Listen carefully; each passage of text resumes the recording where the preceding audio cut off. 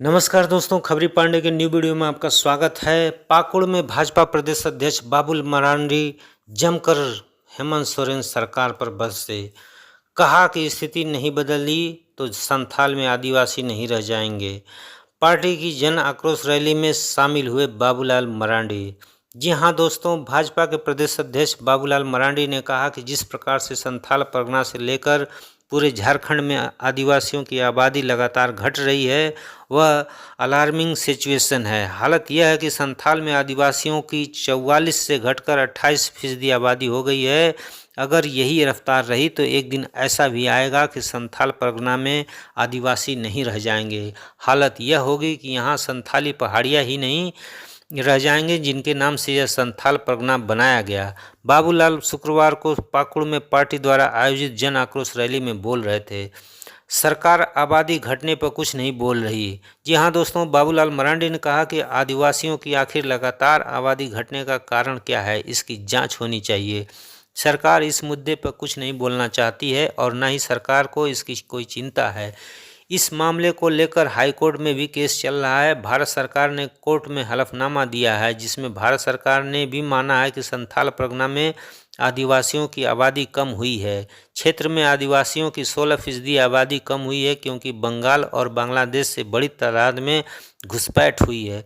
प्रदेश की सरकार इस बात को मानने के लिए तैयार नहीं है। हमने कहा कि जांच होनी चाहिए, जांच होगी तो पता चलेगा कि बाहर से बांग्लादेश से आकर घुसपैठ कितनी की गई है। हेमंत सरकार में गुंडों बदमाशों की चलती है।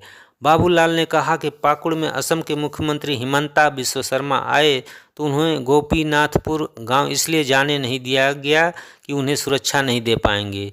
इससे साफ समझ में आ रहा है कि यहाँ गुंडों बदमाशों का कितना चलती है। उन्होंने कहा कि तारानगर गांव में हिंदू परिवार पर हमला हुआ और कई लोग गांव छोड़कर भाग गए और आज तक वापस नहीं लौटे हैं। आज राज्य को हेमंत सरकार ने खुद अशांत कर रखा है और यदि कोई इस सरकार के विरुद्ध आवाज़ उठाता है तो उस पर तरह तरह के केस दर्ज किए जा रहे हैं।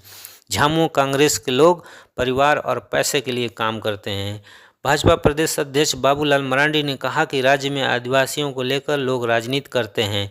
झामुमो और कांग्रेस के लोग बस अपने परिवार के लिए काम करते हैं, पैसे के लिए काम करते हैं। उन्होंने कहा यदि करें, हमने कहा था कि हमारी सरकार बनेगी तो अलग राज्य देंगे।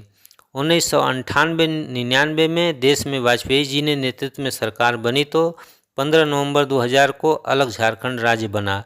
भाजपा जो कहती है वह करती है। कांग्रेस ने वर्षों शासन किया लेकिन अलग राज्य और आदिवासियों के हितों के लिए कुछ नहीं किया। दरअसल उनको यहाँ के लोगों की तकलीफ से कोई मतलब नहीं है, वो सिर्फ वोट के लिए राजनीति करते हैं।